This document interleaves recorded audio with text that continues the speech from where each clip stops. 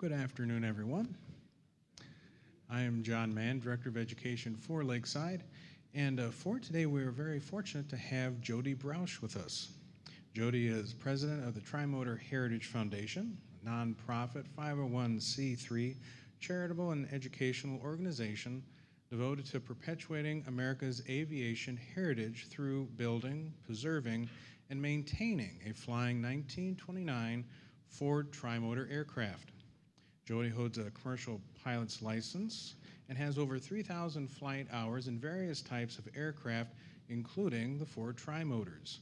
And this discussion will cover three topics: Ford's role in the development of commercial aircraft, the Ford Tri-Motor and the important role it played to the relatively isolated populations residing on the Lake Erie Islands, and the Ford Tri-Motor restoration efforts taking place at the Port Clinton Airport. I do ask if you please mute your cell phone ringers and help me in welcoming Jody Broush. Thank you, John. Thank you. First off, let me just say what a terrific honor it is to be here on behalf of the Tri-Motor Heritage Foundation and to speak for the in front of the Lakeside Speakers Tour. So thank you for having us. And like John mentioned, we're going to try to cover three subjects today. We're going to talk first about Henry Ford and Edsel Ford's role in aviation, which I think is surprising. Secondly, we're going to talk about the Tri-Motor, Ford Tri-Motor and the role that it played locally here between island residents and the mainland, which I think is also equally interesting.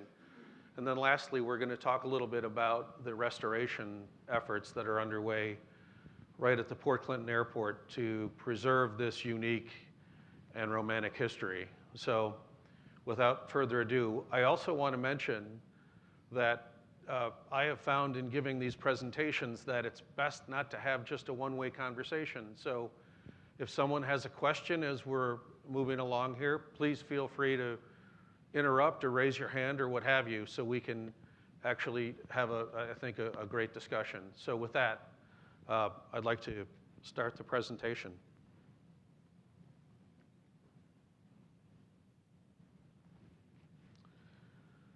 So I think it's interesting to note that Henry and Edsel Ford really got started in aviation probably around 1924, 1925.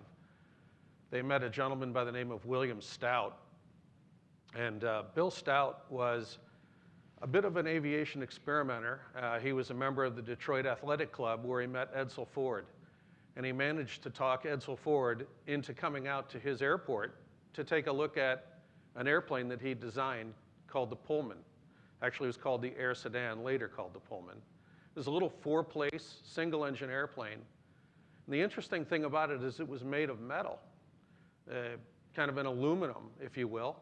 And that airplane got Edsel Ford really jazzed about aviation. So he went home, told his dad about it, and Henry Ford had an idea. So by this time, Henry Ford had already made lots of money in automobiles.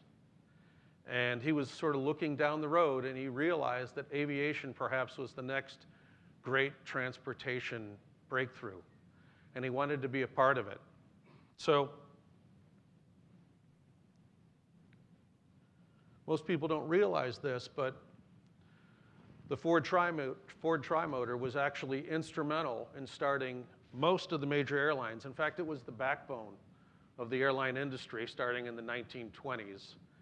Henry Ford built 199 of these aircraft beginning in 1926.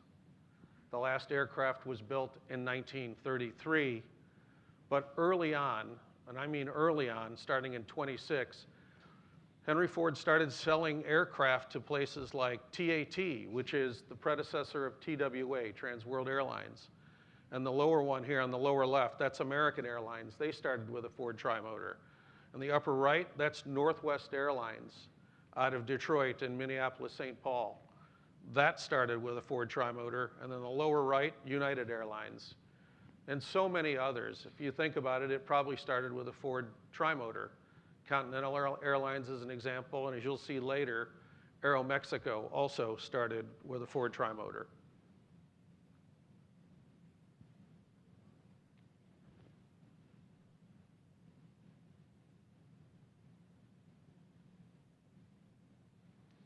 To fully appreciate the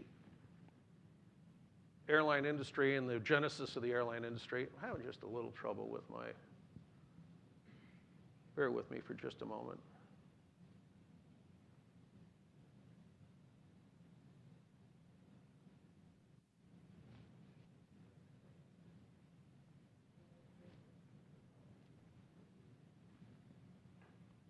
I'm going to close this down and start over. I'd like to apologize for that. I don't know why it froze on me.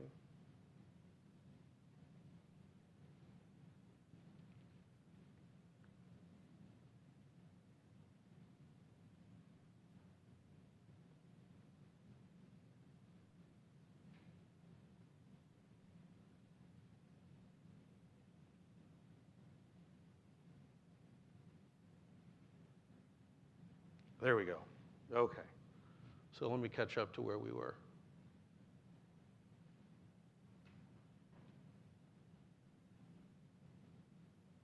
Okay, sorry about that. We'll continue. So to fully appreciate the Ford trimotor, let's go back to the 1920s and the roaring 20s as it was known. So things were changing rapidly throughout the country. It was a time of rapid change. And airplanes were a relatively new technology, naturally. Most airplanes were primarily built with a wooden frame with a canvas fabric stretched over that frame. And the engines that they were using in the 20s were generally World War I surplus engines. They were not very reliable. Many of them were water-cooled, and we just had not developed a safe and reliable power plant as of yet. Not to mention the fact that aviation was the bastion of stuntmen and daredevils. I don't know why you'd ever walk out on the wing of a Curtiss Jenny, but they did that. And they also had people going up and playing tennis on the top wing of a Curtiss Jenny. I don't know why you'd ever do that. And then we had on the lower right-hand corner a typical barnstormer that would go out and fly around to local communities and try to raise money by landing in a farmer's field, have the local community come out and spend $1 to go for an airplane ride. In order to get folks out to the airfield, they'd go up and do stunts and loops and barrel rolls and all kinds of things. And naturally, with equipment that's not reliable, it oftentimes resulted in exactly what you see here in the lower right-hand corner. Now, that pilot survived, but many didn't. So aviation had quite a reputation as being unsafe and not a place for the average person. Henry Ford sought to change all of that. So airmail started, that's Lucky Lindy, by the way. He flew airmail. I don't know if most people know that, but Charles Lindbergh actually flew for the United States Airmail. Airmail started in 1918. It started with 40 World War I pilots that had come back from the war, and they were hired by the US Postal Service to fly mail, principally from New York, across the mountains of Pennsylvania, on into Cleveland, Detroit, and Chicago. Of the 40 original airmail pilots that were hired in 1918, by 1926, when the first Ford trimotor rolled off the assembly line in June of 26, 31 of those 40 pilots had perished in aircraft-related accidents. So it was considered the most dangerous job to have in the United States at the time, and naturally added to the perception that aviation was dangerous.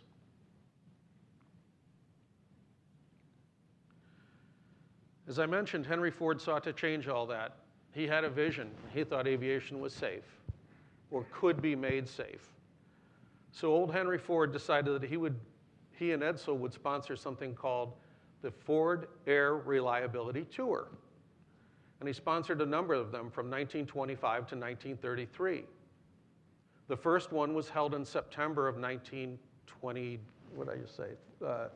September of 1925, September 25.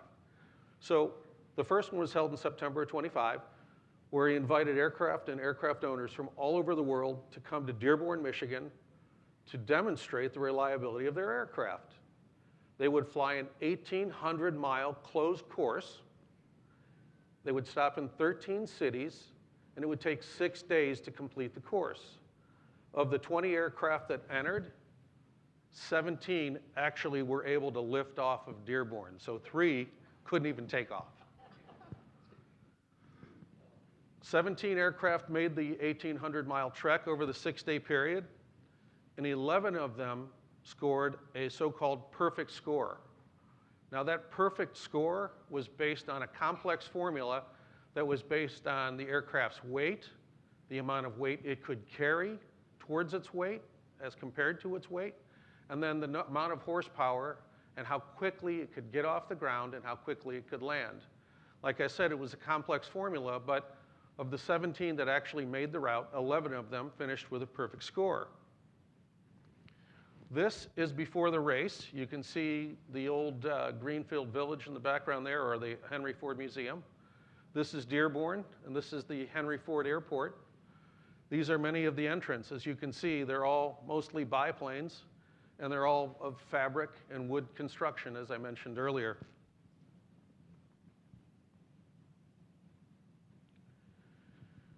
Two aircraft stood out, however, of the 20 entrants. They were unique and very forward-thinking. We don't look at them today as being very forward-thinking. We look at them as being old designs. But back in the day, these were very unique aircraft.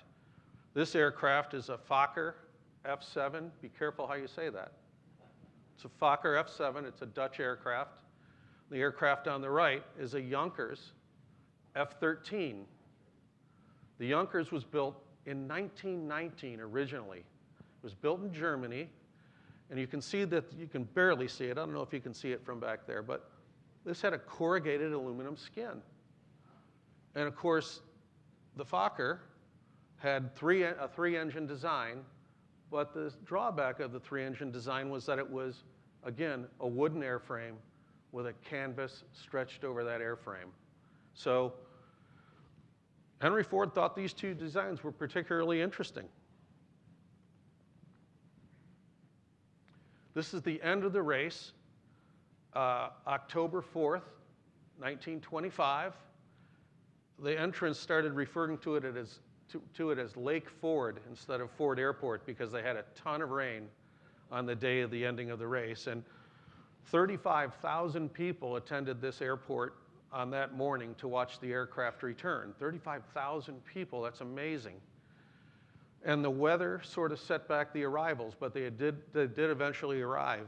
And one of the things I want to point out here is that you can see that the Fokker has very large letters on it, F-O-K-K-E-R. And not just on this side of the airframe, but on the other side of the airframe, and then underneath the wing. So you could see clearly that it was a Fokker during the entire race.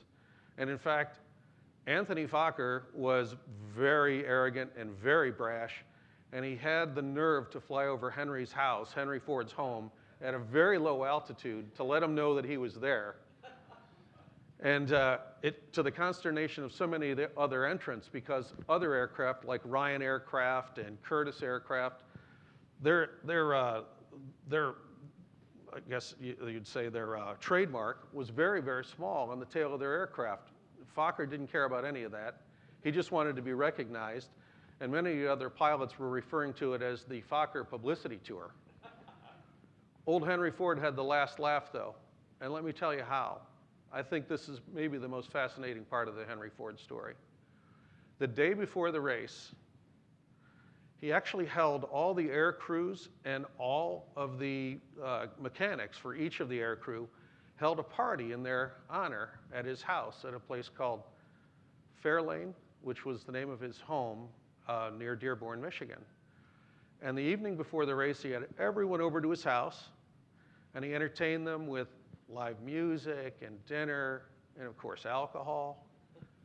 And as he was entertaining them, he had 5 engineers, among them a man by the name of Douglas and another man named McDonald, had them roll each of these aircraft into a hangar, and they took measurements of every single aircraft, including a copper impression of each airfoil.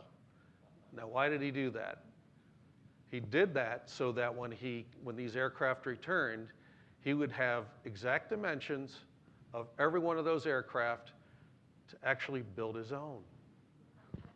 And one of the things that he found was that the Fokker was not only interesting, but it was very reliable, kept an even speed all the way through the route. There was no quote-unquote winner to this race, but it had some interesting statistics, not to mention the fact that the Junkers also was an interesting airplane because perhaps an all-aluminum aircraft would help overcome the public's perception about aircraft being dangerous.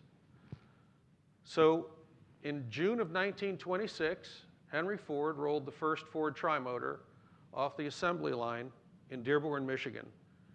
And lo and behold, the Ford's on the left, the Fokker's on the right. Now, his lead aviation engineer, a man by the name of Harold Hicks, denied that this ever happened for the longest time until he got close to the end of his life, and then he admitted to the fact that they had all the data from every aircraft that entered, and that indeed they did take critical measurements of all the aircraft. As I mentioned, even copper impressions of each of the airfoils.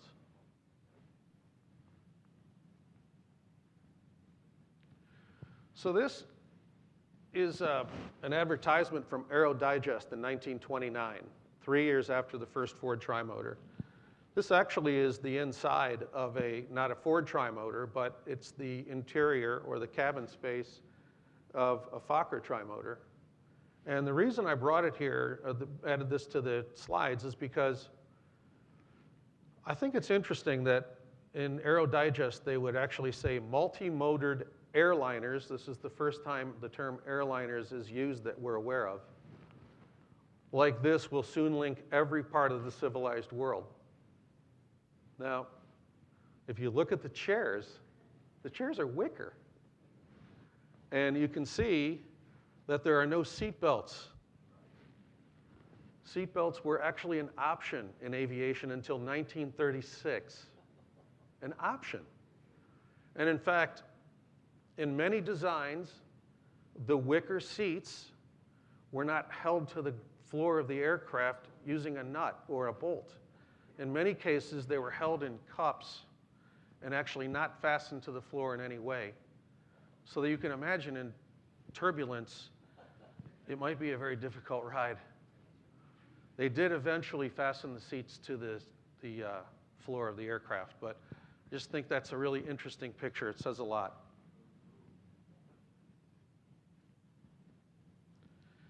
So this is a Ford Trimotor. This is Eastern Air Transport, which is actually Eastern Airlines. It's Eastern Airlines' first airplane. I mentioned earlier that Ford became the backbone of what we now know as our modern airline system. Most people don't know that, but indeed he did. And when he stopped building aircraft, he said that this aircraft will be superseded one day by aircraft capable of carrying 200 people at a time to far-flung places in all kinds of weather all year round, which, if you can imagine actually saying that in 1933 and meaning it, that was something, and he actually did. So that's Eastern Air Transport, or Eastern Airlines' first airplane. I mentioned that 199 Ford Trimotors were built. There are still 18 on the Federal Registry. 5 are left flying today. Now, what about the other 13? Many of them have become static displays because these aircraft are just basically too valuable to fly. The aircraft that we're restoring, which we'll get into shortly, so far we've spent about $2.5 million on the restoration of the aircraft, and that does not include labor. Our labor is volunteer. So this is all materials that we've had to purchase as raw materials and then fabricate to make the airplane. So the other 13 aircraft are either in various stages of restoration or they are not likely to fly anytime soon because they're just too darn valuable. Anyway, production of the Ford Trimotor ended in 1933. It did so because larger and more capable aircraft were coming on the scene. First was the Boeing 247. that was built by Boeing Aircraft in Seattle, Washington. The aircraft was capable of speeds of about 160 or 170 miles an hour, had retractable landing gear, could carry 15 passengers, and had de-icing capabilities. I'm not sure I'd want to fly around in that airplane in the ice, but it had de-icing capabilities. And that was built in 1930. I don't know if I mentioned that. First one rolled off the assembly line in 1930. And the first 52 went to United Airlines. United Airlines immediately saw how this design was going to change transportation, and they bought the first 52 that rolled off the assembly line. That created a huge problem for the other airlines that were competing for the same dollar from the American public, like American Airlines or Continental Airlines or many of the others. So McDonnell and Douglas decided to go to work to build the Douglas DC-1, and the first one rolled off the assembly line in 32, and then ultimately became the DC-2 and the DC-3, which was probably one of the most successful aviation designs in aviation history.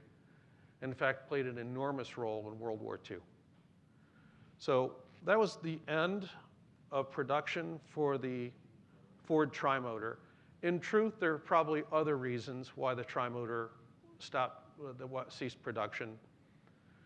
It was during the Great Depression that they were building these airplanes, and production dropped off dramatically, and there just were no buyers for a period of time. So there wasn't a market. That market had dried up. It eventually did start to come back, but by the time it came back, larger, more capable aircraft were already in production.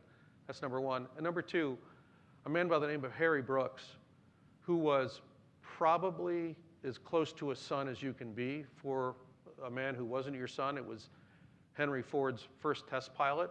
He's a dashing, debonair young man, 26 years old, died flying a Ford Flivver off Titusville, Florida, and they said that Henry Ford was never the same after that. Also, one other thing that happened that I think was really interesting, the Civil Aeronautics Authority actually went into Henry Ford's office and asked Henry Ford, how many aircraft have you built so far, Mr. Ford? He said, well, we've got, I think, 197, but let me call down and I'll talk to Bill Mayo, Bill Mayo being the guy that was in charge of production. Got on the horn, talked to Bill. Bill said, Mr. Ford, we're just completing 197, 198, and 199 are in the works. They should be rolling out in the next 2 weeks. So representatives of the Civil Aeronautics Authority said, you know, Mr. Ford, if you build 200 of these aircraft, we're going to have to start regulating your industry a little bit more tightly. Well, Henry Ford was not much for that. He got back on the phone, said, Bill, when we're done with 199, stop production. He hung up the phone, looked to the Civil Aeronautics Authority executives and said, gentlemen, I never liked airplanes anyway. Is there anything else I can do for you this afternoon? They were dumbfounded and they walked out. So that was the end of production for the Ford Trimotor. Any questions? Yes?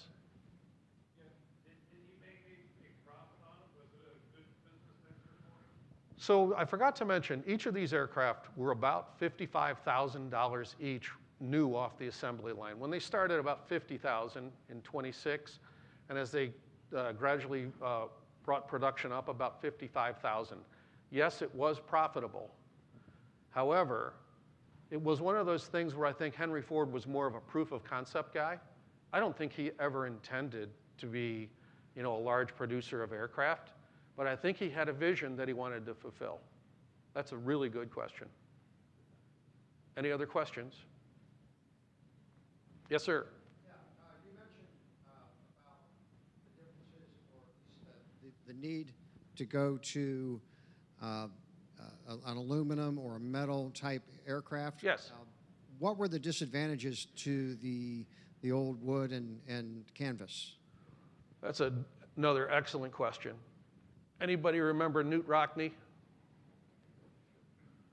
Newt Rockne died in a Fokker Trimotor in 1931 because the wood delaminated during flight and caused a catastrophic disintegration of the airframe. And so wood had its limitations. And that was not uncommon, by the way. the dogfights that occurred in World War I, many of these aircraft were not shot out of the sky at all. Their airframes failed under high G loads.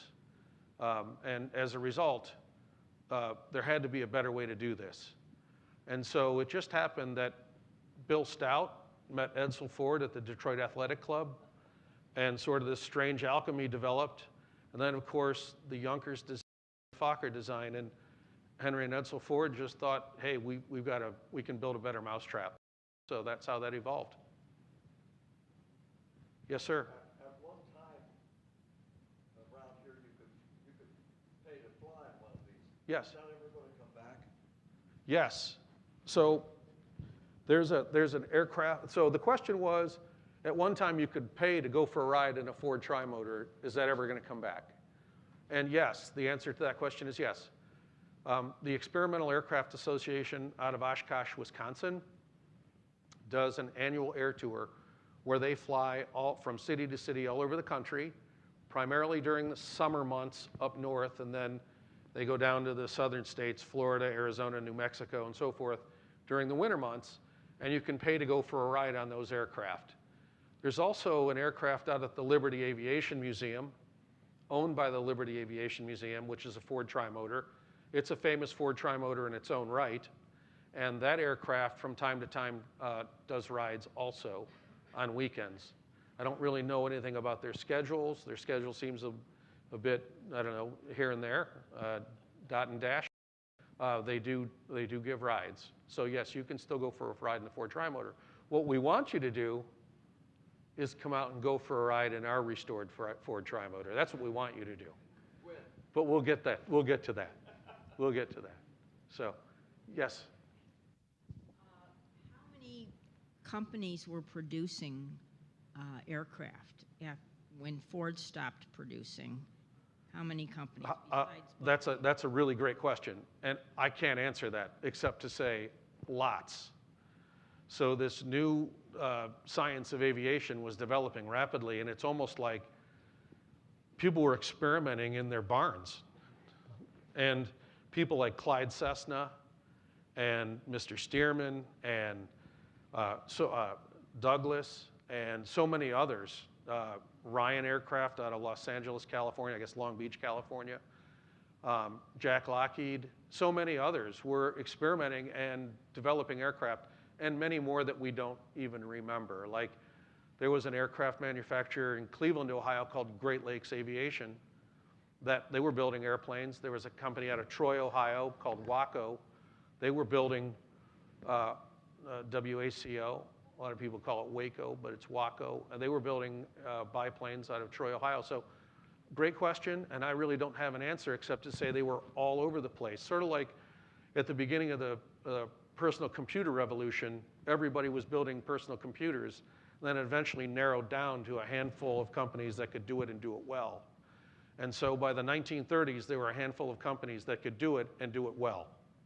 So I hope that answers your question. Yes? Is your organization the one that provides over 4th of July the rides? Because we did that in the past. I'm a member of that organization. EAA? That's the EAA, or the Experimental Aircraft Association. Okay. And I know your partner there, EJ, is a member of the EAA and a big supporter. And it's a grassroots organization that tries to keep antique aircraft and really important aircraft alive and flying, as well as home builds. A lot of people build their own airplanes in their own garages, believe it or not. They have certain limitations attached to them, but they do it. So, okay, so that's, I don't want to bore you with this. I could talk about this stuff all day, so I don't want to bore you with it, but that's sort of the legacy and the history of Henry and Edsel Ford in aviation, which, again, to reiterate, way more important than most people believe. So now I want to talk about Island Airlines, and I want to talk about Island Airlines specifically the period 1930 to a period of ending in 1977. Now I want to do this because this is the period of time for which they flew Ford Trimotors. Island Airlines existed long after 1977, and in fact, Griffing Flying Service is still Griffing Island Airlines, and they still run people back and forth to the islands. that's not the purpose of my discussion here today. The purpose of my discussion here today is to sort of recall the romantic and important period of time where the Ford Trimotors changed the lives of the people living out on the islands. Remember, this was an isolated population of people that during the winter months, it was difficult. It was difficult to provision. It was difficult to get back and forth to the mainland. Medical emergencies always added to the drama. And this Ford Trimotor changed all of that. So that's what I want to focus on. How many people here remember the old Tin Goose flying back and forth to the islands? Fantastic. So I want to say that I've had the great privilege of flying for the EAA and flying the old Eastern Air Transport Ford Trimotor. And I've done this in pretty cool places: Ohio, South Carolina, Florida, other places. Anyway, Michigan. And the reason I bring this up is because invariably, wherever I go, someone will walk up to me in a downtime and say, hey, you know what? I remember the old Ford Trimotor that used to fly back and forth to Put-in-Bay. Because that's their memory, Put-in-Bay. Everybody remembers Put-in-Bay. But in fact, the Ford flew to all of the islands. It flew from Port Clinton to Put-in-Bay, South Bass Island, Middle Bass, North Bass, Kelly's Island, and back. And from the south end of the route to the north end of the route was 17 miles. It was known as the world's shortest airline. And it's unique because it's the only place like this. This is the only place like this that happened in the world. Most people don't appreciate that. Early adopters of this new technology, and it didn't happen anywhere else. Now, eventually, sure, it happened in places like Beaver Island, Michigan, and the Bahama Out Islands and stuff like that. But that was so much later. This started in 1936 by a man by the name of Milt Hirschberger.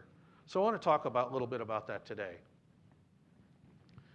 So it actually started as sort of this interesting event that took place in the late fall of 1929, and they could not have known how this event would change the lives of islanders forever. And what happened was there were 3 principal ferries that operated between Sandusky, Ohio, and the islands. It was operated by a man by the name of John Newman. It ultimately became known as the Newman Boat Line. But he was operating 3 ferries at the time. One of the ferries was called the Mascot.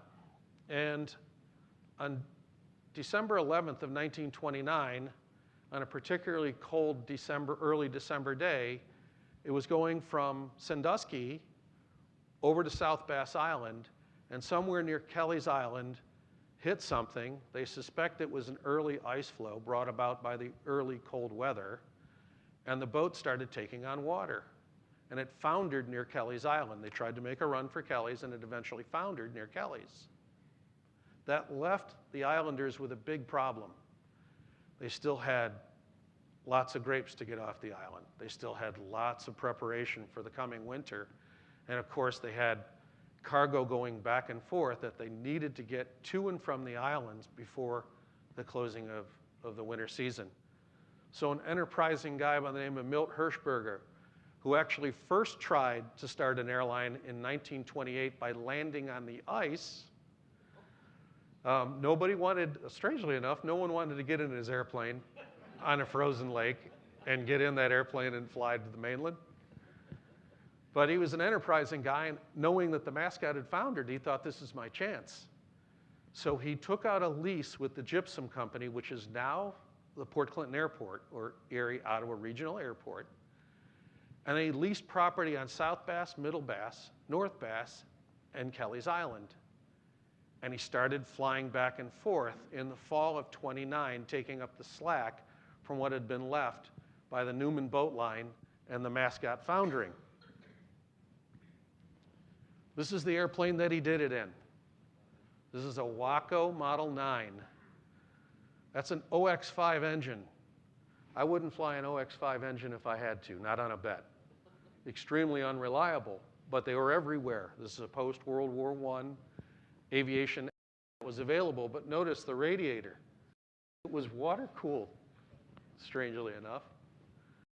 But this is his aircraft, and this is what he started it with. The pilot sits in back, 2 passengers in front. And islanders that had the nerve or were desperate enough to get to the mainland or back and forth got in Milt Hirschberger's airplane and started flying back and forth. Apparently word got around because by 1930 he had started a formal airline. So this was the December of 1929, started flying people back and forth. He actually inaugurated an actual airline called Island Airways the following year. And by fall of 1930, he was flying back and forth in his Waco and a borrowed airplane called a New Standard. Apparently, he talked one of his friends into letting him use his airplane. So they were flying these 2 airplanes back and forth to the islands.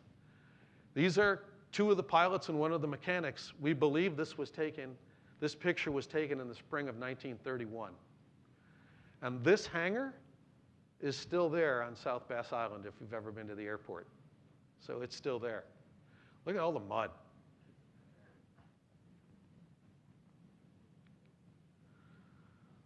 Okay, this is Milt Hirschberger.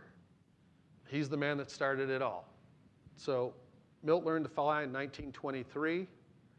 He flew everything he could get his hands on until he bought his own airplane in 1926, which was that Waco 9 that I showed you earlier.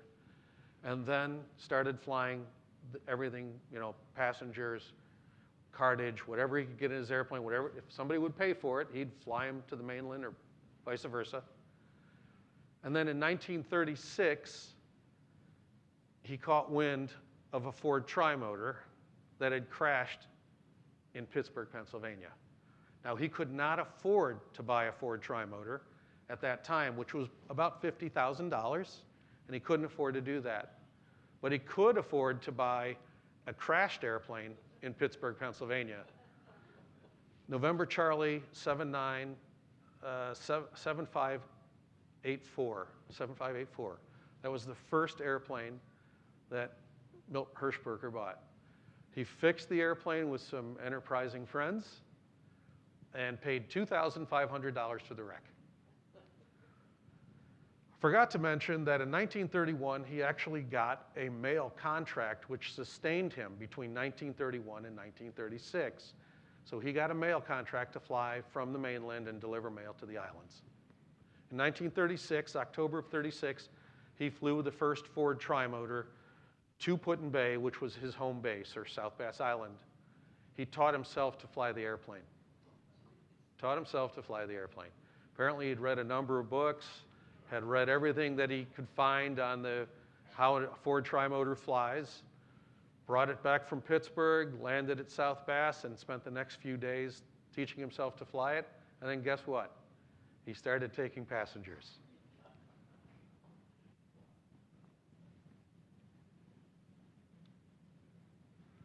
So November 7584 would be the first of 8 Ford trimotors owned by Island Airlines.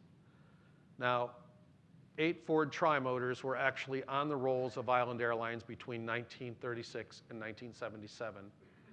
However, if you look behind the numbers, what you'll find is that 2 of those aircraft were actually owned for less than 30 days.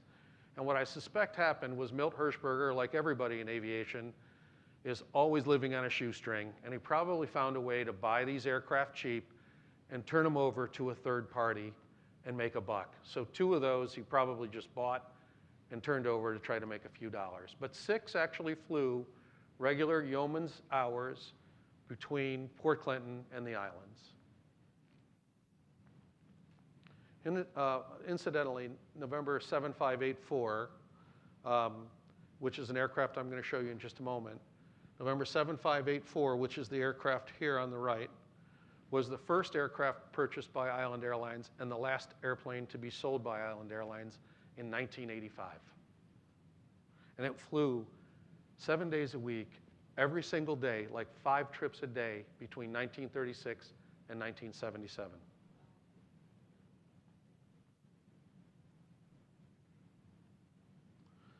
The role that these aircraft played in the lives of people living on the Lake Erie Islands was profound. It literally changed the way people lived on the islands. And I guess that's really what this is all about. That's why I'm here. That's why EJ volunteers. That's why people have passion for this project, is because the airplane is an iconic symbol of the rugged way of life for people living on the islands.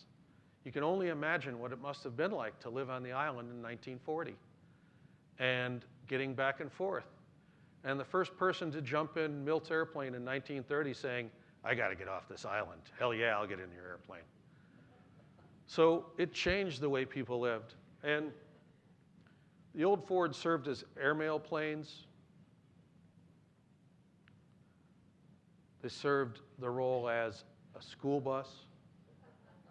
So there were people on Middle Bass and North Bass that went to school on South Bass Island. They went to the Put-in-Bay School. And Milt, or another gentleman by the name of Harold Houck, probably, would have picked them up in the morning, flown them to school, and then at the end of the day, flown them back to their islands, which I think is very interesting and very unique. They obviously served the islanders as reliable transportation to and from the island to the mainland. And they also, of course, served vacationers, as well as serving ice fishermen. Of course, there's a story of a horse that needed attention on South Bass Island. I'm not clear on the date. I've tried to figure out at what time this happened, but I believe it happened sometime in the early 1950s. A horse needed medical attention and needed to be flown off of the island. They stuffed a horse in a Ford Trimotor and flew it over to the mainland and saved the horse's life. So the airplane was used for all kinds of things, of course, for groceries. And this is Harold Houck, by the way. It was used for groceries. It was used as a hearse. If you can think of it, hauling it back and forth to the islands, fishing nets, barrels of wine, barrels of beer, whatever, they were flown back and forth to the islands with a Ford Trimotor. This man's Harold Houck. Harold Houck, when he passed away, had more time in a Ford Trimotor than anyone in aviation history. He stopped counting or stopped entering his logbook at 15,000 hours. I knew old Harold well, and Harold believed at the time of his death or shortly before that he amassed something like 17,000 hours in Ford Trimotors. Now imagine the entire route from Port Clinton, South Bass, North Bass, back to Kelly's and back was 45 minutes. That's a lot of flying time in a Ford Trimotor. So, before I forget, I also want to mention this about Harold. He was such an amazing pilot that one time leaving Put-in-Bay, he had an emergency. And, as Harold got older, I was in college at the time, and like I mentioned, I knew Harold well. I don't want to keep you too long, so sorry to digress here, but I knew Harold well. And I was in college, and he asked me to go out for a beer. Of course, when you're in college, anything to get a beer. So, sure, Harold, I'll have a beer with you. And we went out, and over a couple of beers, we started talking, and I asked him what was his most memorable experience in a Ford Trimotor. And he said, one time with a full load of passengers leaving South Bass Island, climbing out, he lost an engine and had to come back to the airport and land.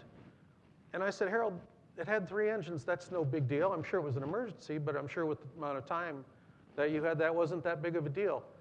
He said, Jody, you don't understand. When I say I lost an engine, the airplane took off from the nose of the airplane. I watched it fly away from the airplane and land in the lake. Now, naturally, this created a weight and balance issue. The airplane was all of a sudden flying like this and out of control.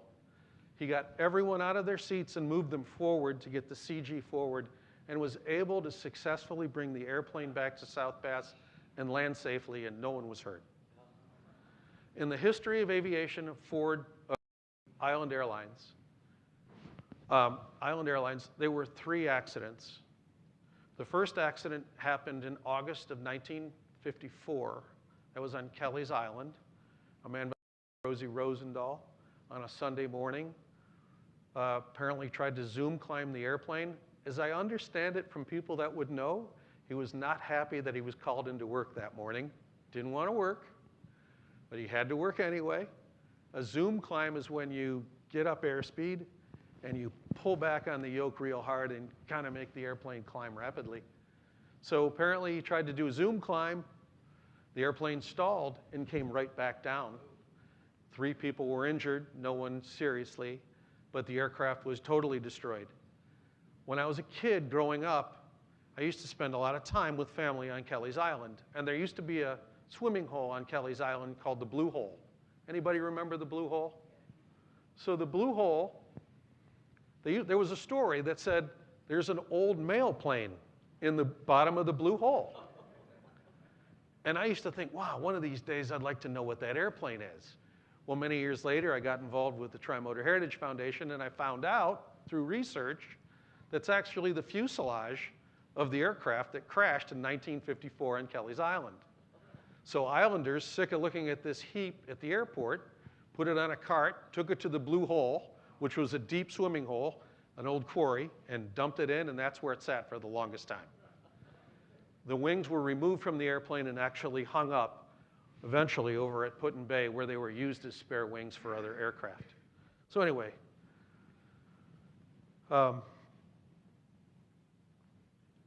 that's the story of Island Airlines and its history with the Ford Tri-Motor. And with that, that's the second part of my presentation. Any questions? Anybody have anything to add? I always like coming to these because oftentimes people know more about this than I do, I find. And if someone has anything to add or any questions, I'd love to hear it. Yes? What were the other 2 accidents? The other 2 accidents, in 1972, an aircraft departing Port Clinton lost the left engine.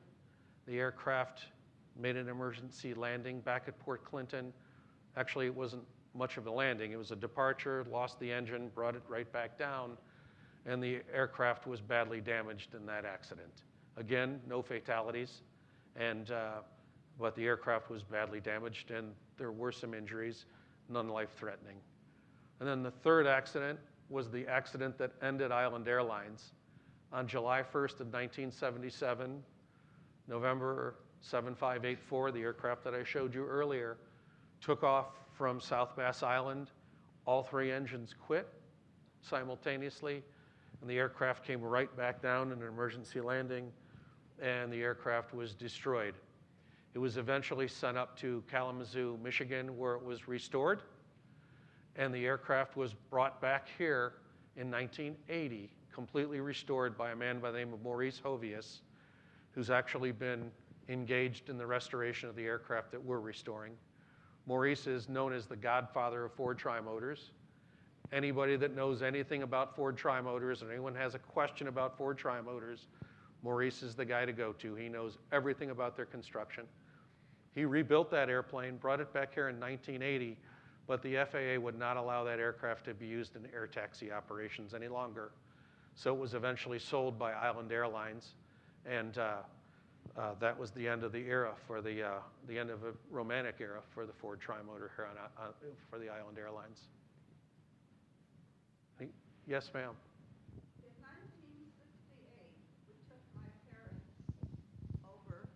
In 1968, we took my parents and our family over to Put-in-Bay. And my father, who was born in 1891, wow. So you can figure, and my mother was 10 years younger than him, of course, had never been in an airplane. And so it was quite an experience. And when we got over to Put-in-Bay and we went up in Perry's Monument, and the kids always remember that Grandpa wouldn't walk around the top of the monument. He was backing up. He was against the wall. Fear of heights. And my daughter says, Grandpa, come over here by the fence, you know, and you can, he says, I can see it all here from here. So it was quite an experience. Fascinating. Yeah. First airplane ride. That's terrific.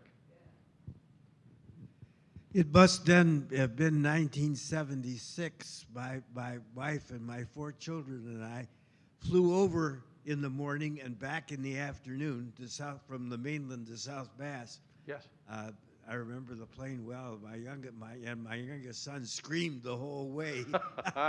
Back in those days, I think a ticket was $1.50 each way. Yeah, amazing.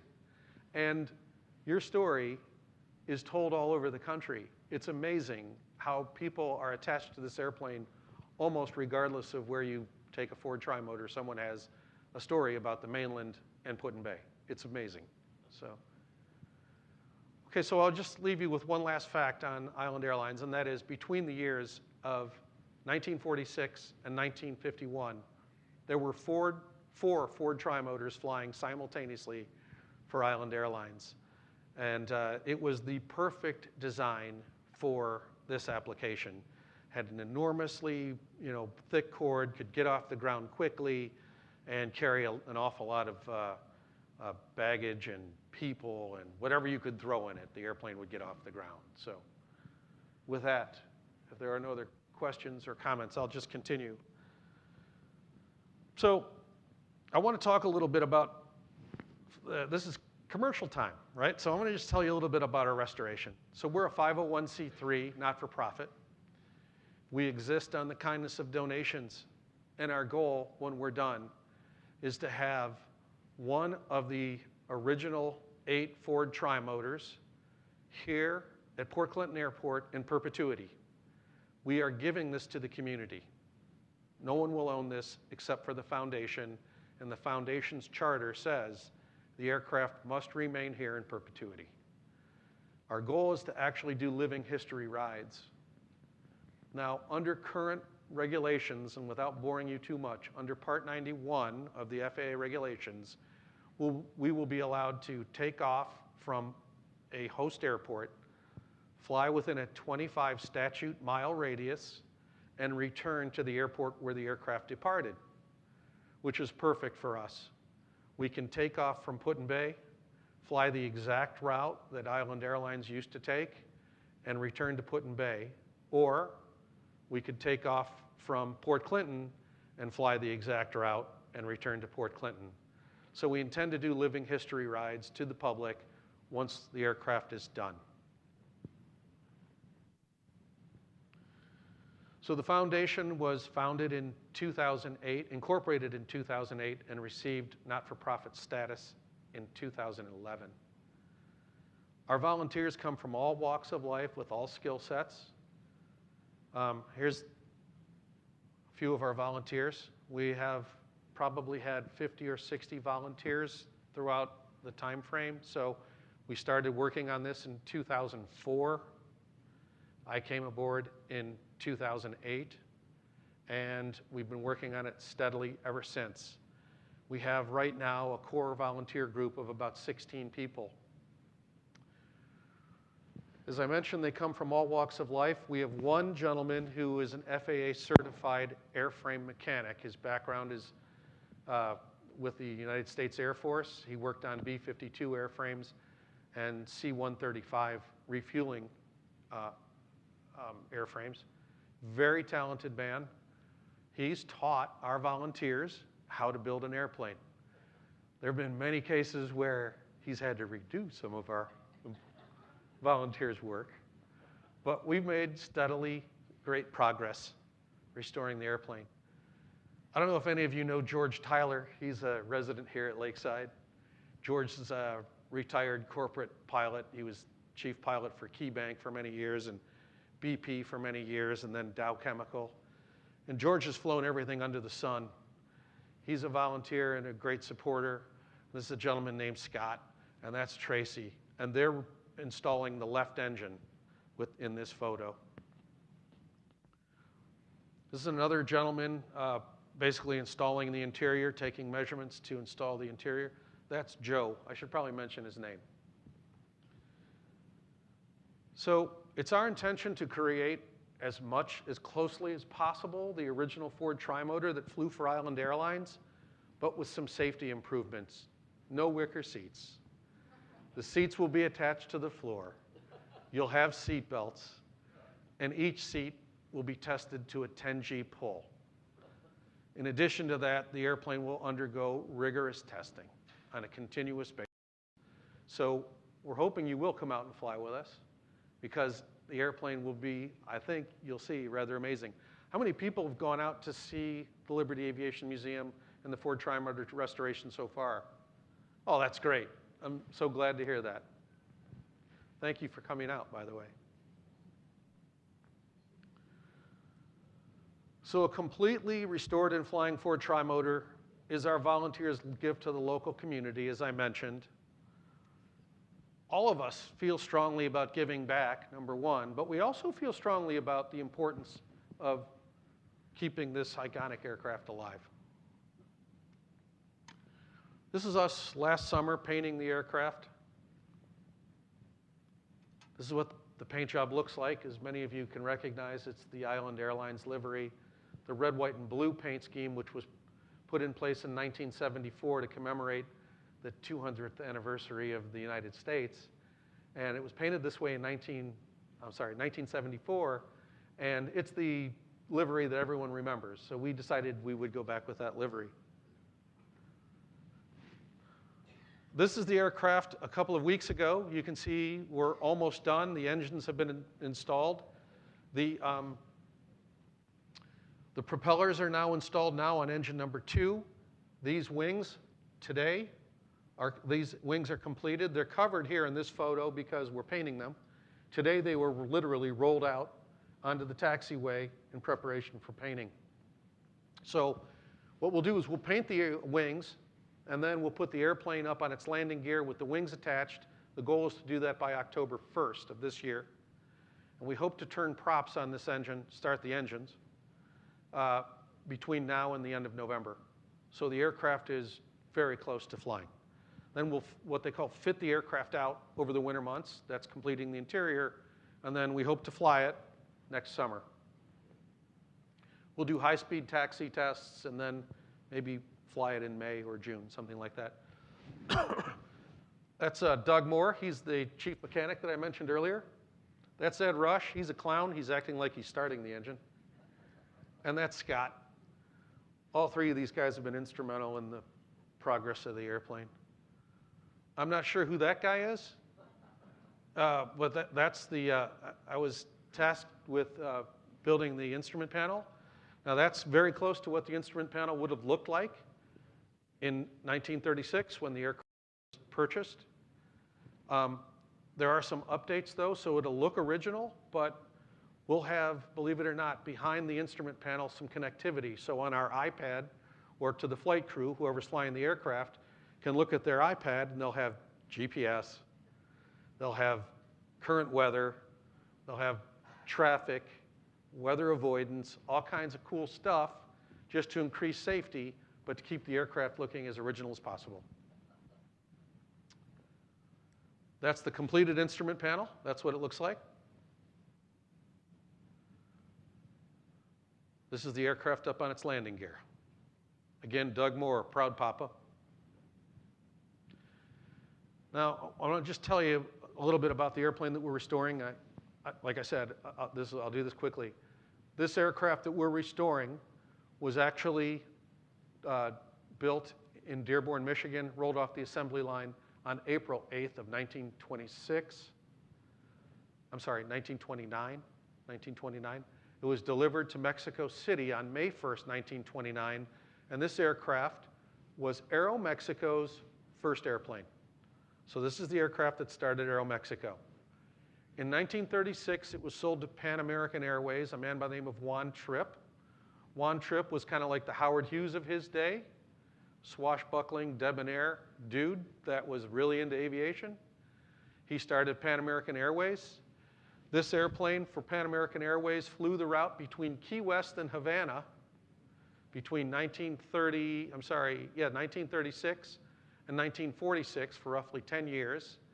It was a 90-mile trip, and it took about an hour each way. And if you've ever been to Key West, The old Pan American Airways terminal is now a restaurant, but it's at the corner of Green and Whitehead Street, and that's where this aircraft would have been dispatched from. This is the only known picture of our airplane in that livery flying for Pan American Airways. This picture would have been taken out over the ocean somewhere between Key West and Havana.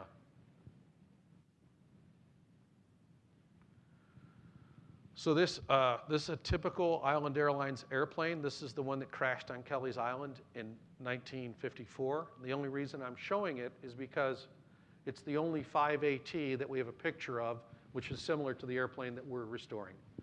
Now, the airplane operated for Island Airlines between 1946 and 1952. It was eventually sold to Johnson Flying Service out of Missoula, Montana, where they did smoke jumping with it.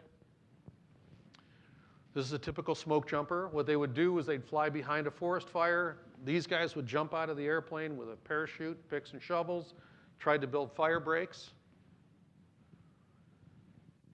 And this is the airplane in action with you can see the chute, you can't see the guy jumping out. So that's a Ford Trimotor being used by Johnson Flying Service. 2 weeks after it was sold to Johnson's Flying Service by Island Airlines in 1952, 2 weeks after it was sold, the aircraft crashed on a high mountain airstrip, a place called Flathead, Idaho. Now, the aircraft was left for gone only because by this time these aircraft were not worth anything. They were flying heaps.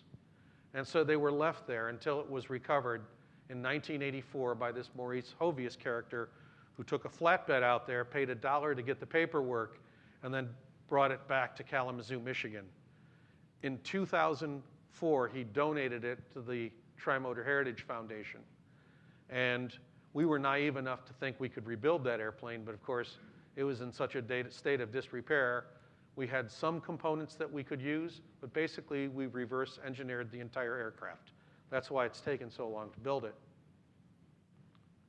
When we're done, this is what it will look like. That's actually the aircraft after restoration, the one that crashed in '77.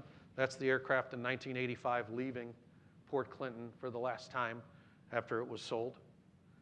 The airplane was ultimately ended up in a collection down in Florida, and the aircraft once again was destroyed by Hurricane Hugo, where the hurricane was kind of an ironic twist.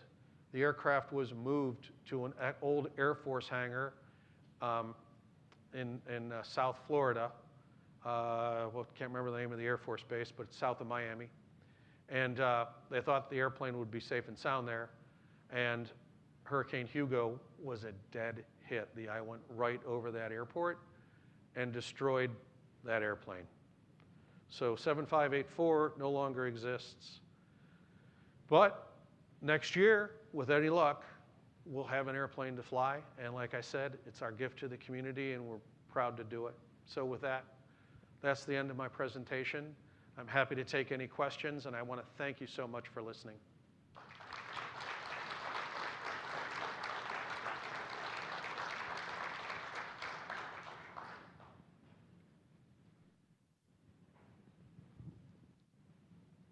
Can you tell us about the minimum required hardware that you needed to have to consider this a restoration versus like Yeah, there's such a thing as a reproduction, which this is not. This is a restoration. So I mentioned earlier that we had some original components from the airplane, which we are rebuilding or restoring this airplane around those original components. Some of those components are control horns, data plates, things of that nature, bulkheads. And in order to meet the FAA requirement, when we rebuild, let's say, an elevator or an aileron, we have to do that by filing something called a 337, which is a lot of paperwork, which identifies the kind of aluminum we're using, where we got it, the batch number. You can only imagine the amount of paperwork that's required to get this airplane back in the air. But it's a straightforward process. It's just tedious. And the restoration means that we're building it around those original components. A reproduction means we're starting from scratch and we're building every component for the airplane.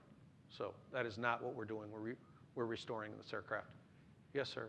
On your 1929 model, is there anything, when it came off the assembly line, is there anything unique about that year model versus the prior models? That is a fantastic question. I appreciate that question. So the first Ford Trimotors that were brought off the assembly line in June of 26, believe it or not, had open cockpits.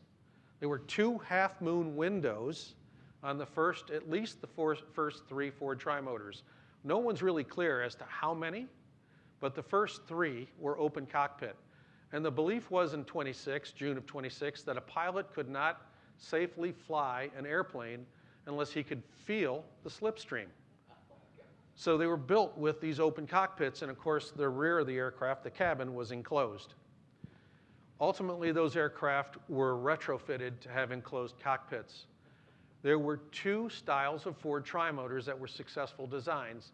The first was called the 4AT, which was a smaller version of the Ford Trimotor. It had a shorter wingspan and a slightly shorter fuselage. The one we're building that flew for Island Airlines is the 1929 5AT, which is a larger aircraft, both in wingspan and fuselage length. But it's interesting to note that no Ford Trimotor of the 199 that were built is identical to another Ford Trimotor. Each aircraft went through an evolution, if you will, so none of them are the same. But I appreciate your question. Yes. The engines that you're using are new, or what are they? Another excellent question. So the engines we're using are restored Pratt & Whitney R985 Wasp Junior engines. That's a mouthful. They're 450 horsepower each. This airplane would have been delivered with Wasp Junior engines, identical to what we're putting on here, except they were downrated to 420 horsepower for some reason. Not clear why. Maybe it was manufacturing techniques, what have you. But these are 450 horsepower each. They were restored by a company called Tulsa Aircraft out of Tulsa, Oklahoma. A man by the name of Rex Vaughn personally restored these aircraft.